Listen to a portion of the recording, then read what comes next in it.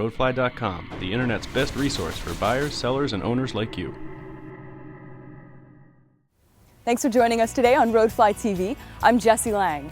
Now, Toyota is set to make a big leap in fuel efficiency for 2012 with their plug-in Prius PHV. So we jumped at the chance to get our hands on a 2010 pre-production model and get a sense of what we can expect in the coming years.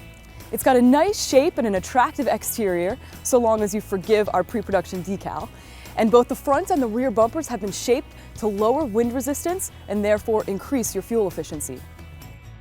It's got a 1.8-liter four-cylinder gasoline engine, and it operates without auxiliary drive belts, which reduces the draw on engine power. Recharging your batteries couldn't be easier. Just open this compartment, move the latch, and then you can plug this other end into any standard 110-volt household outlet. Within 3 hours, it'll be fully charged. If you want it charged in an hour and a half, you can use a 220-volt outlet. Now, the deck of the trunk is a little bit higher, and that's because your battery is back here, so it compromises your cargo capacity a little bit. Inside, it has a really unique feel. It's very open and spacious. There are no gauges in front of your wheel. There are big, sleek, smooth lines all over. Now, instead of your gauge cluster, you've got an instrument panel located in the center of the dash, which shows you your miles per gallon, your speed, your fuel consumption, your battery charge level, and you can move through different screens and different functionalities by using your steering wheel controls. Okay, so here's how this all works. You've got your engine, your electric motor, and your batteries. Now, battery packs 1 and 2 work in tandem with the main battery. When pack 1 runs out, it disengages, pack 2 kicks in.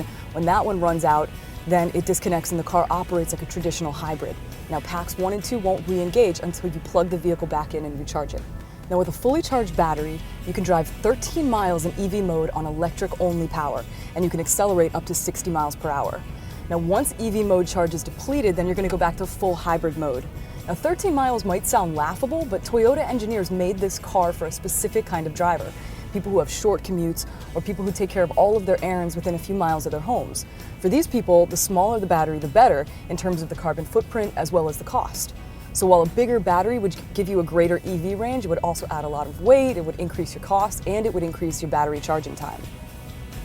Now, as for how the drive feels, the novelty factor alone makes it fun to drive. It's not the most agile vehicle on the market. It feels a little heavy, but it gets the job done. You're not going to be racing around or making risky maneuvers on the highway, but you shouldn't be doing that anyway. This car will make a more responsible person out of you. Now, the acceleration in here feels a little different from a regular vehicle. The amount you have to depress the pedal is different, but you'll get used to it really quickly. The steering radius is very tight. You'll feel in control. The braking is solid, and the cabin is remarkably quiet. Now, as for fuel efficiency, it's hard to tell how many miles you're going to get to the gallon. Because it can operate in electric-only mode for 13 miles, if you drive fewer than 13 miles and recharge the car often, it's possible you're not going to use any gas at all. If it's operating in regular hybrid mode, Toyota estimates you'll get about 50 miles per gallon. Now, again, the factors like road conditions, traffic, the vehicle conditions, the number of passengers you're hauling around, those are all going to affect that number. So how will plugging your car in every day affect your electricity bill? Well, that depends on where you live and how much your utility company charges you for your electricity, but the car draws about 1 kilowatt per hour and it takes 3 hours to recharge.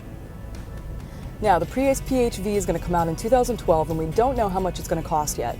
Now, the 2011 base model is about $32,500. We expect it to be about $3,000 higher and come in around $35,500. Now, the viability of plug-in technology depends on where you live and how you drive. But even if it doesn't currently suit your lifestyle, the 2012 Prius PHV is certainly a sign of bigger and better technology to come. That's all today for Roadfly TV. I'm Jessie Lang and I want to hear from you.